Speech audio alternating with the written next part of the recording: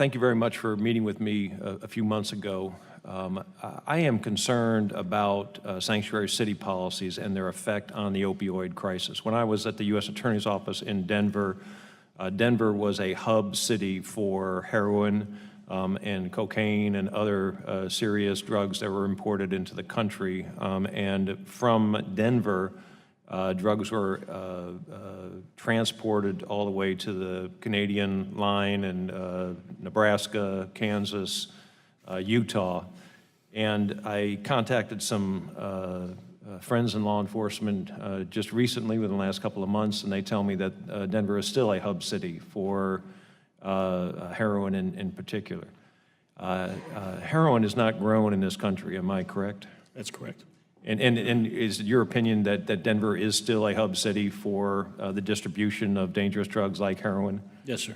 And the importation of those drugs, like heroin, comes from other countries and then goes into Denver. And how is that transportation, how does that happen? You're talking about the routes that go into Denver? Predominantly, I would say through vehicles, right? Trucks or smaller passenger vehicles. Okay, so it typically comes across the southern border. Yes, sir. It may come in by sea, but typically comes across the southern border and is transported by human beings and vehicles to a place like Denver.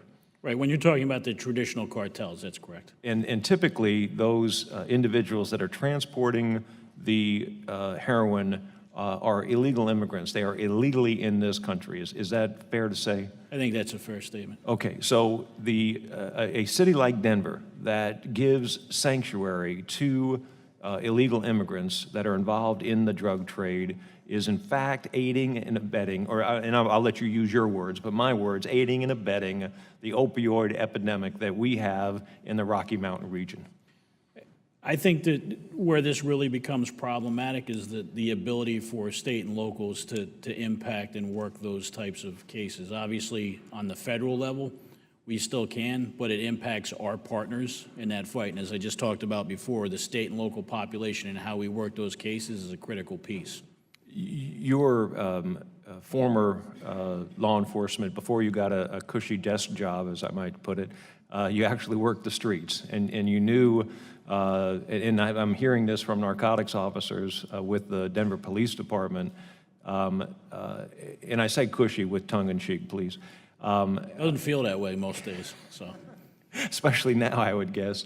But they tell me that in a typical drug transaction, you've got one person who accepts the money from the buyer, you got another person who delivers the drugs to the buyer, and you've got one or two lookouts who are making sure that they see anything suspicious with the police, they can signal the other two people. So in a drug transaction like that with four individuals, you've got two individuals that you can arrest and prosecute for the crime of distributing a dangerous drug. You've got two other people that are very difficult to prosecute unless they actually get involved in the hand-in-hand on one way or another. And so typically what would happen in that drug transaction is ICE would be called in, and the two individuals that were lookouts could be deported if they were in this country illegally, but maybe not prosecuted.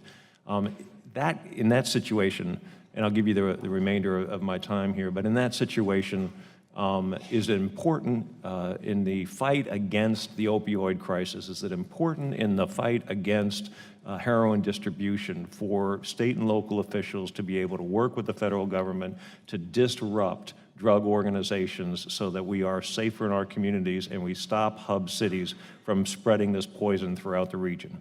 Absolutely. And it's not really a long answer, right? I mean, our ability to work with those partners and the intelligence and evidence that they gather at the state and local level is critical to how we do our job. And I guess my point is that it's not always prosecutable cases that disrupt organizations.